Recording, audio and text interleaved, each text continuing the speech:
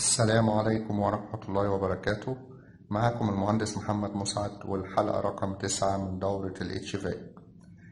هنتكلم النهاردة عن موضوع مهم جدا في أنظمة التكييف المركزي، وهي DBS أو Differential Pressure Switch.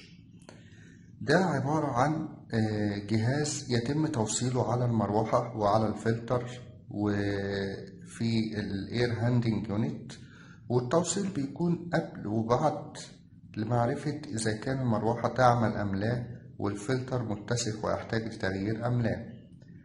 طبعا يعني بيبقى ليه 2 سنسور بيتركب قبل وبعد المروحة، بيقيس ضغط الهواء قبل المروحة وبعد المروحة.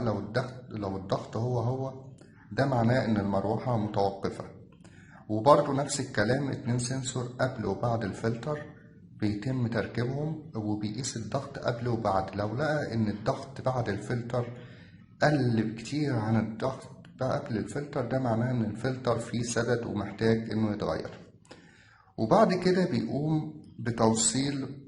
بيتم توصيله بجهاز اسمه BMS أو البيلدينج مانجمنت سيستم، نظام إدارة المبنى.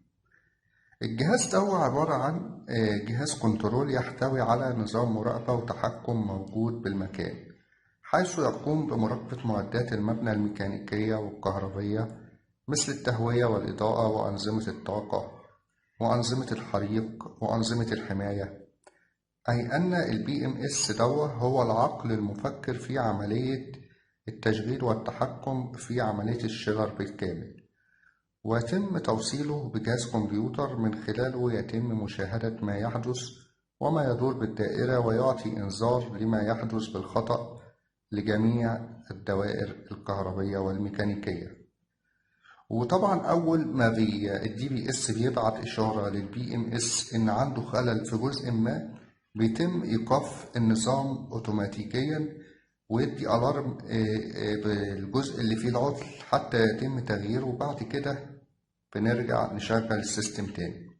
وهنشوف مع بعض شكل DBS دلوقتي، وهو متركب على الأجزاء المختلفة سواء كان فلتر أو مروحة.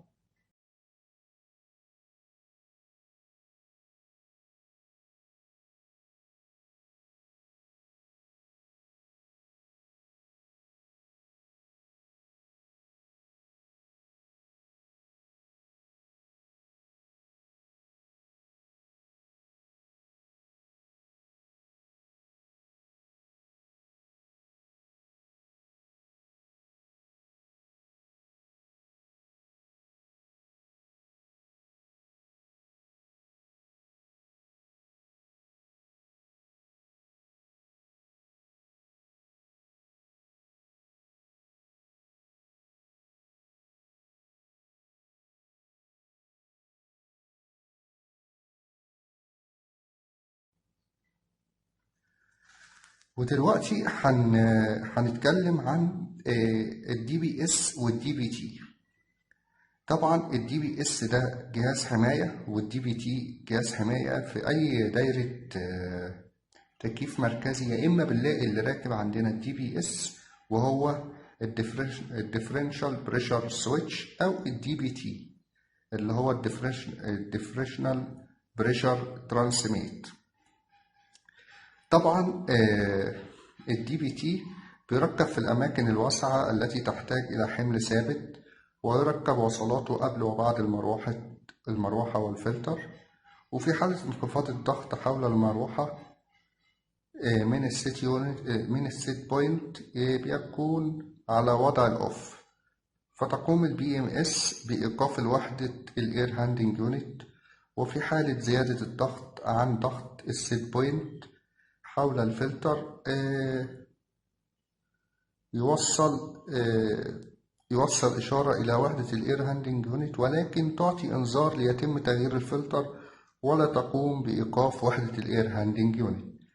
لو بصينا للDBT، بيركب في حالة الأحمال المتغيرة، ويركب بعد المروحة وبعد الفلتر في تطبيقاته التي تحتاج لهواء نقي 100%، مثل غرف العمليات التي تحتاج إلى إنذار عن اضطراب اتساخ الفلتر، ويركب في حالة إذا كان موتور المروحة من النوع ال VSD. وهنشوف مع بعض شكل ال DVT وال DVS في الصور دلوقتي.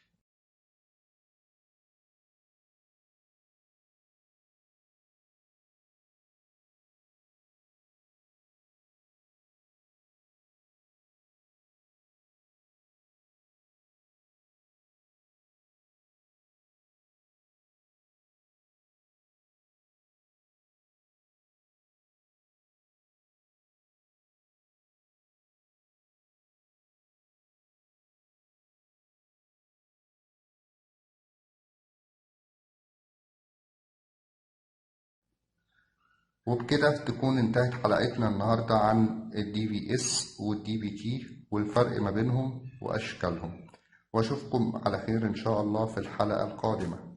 مع السلامة.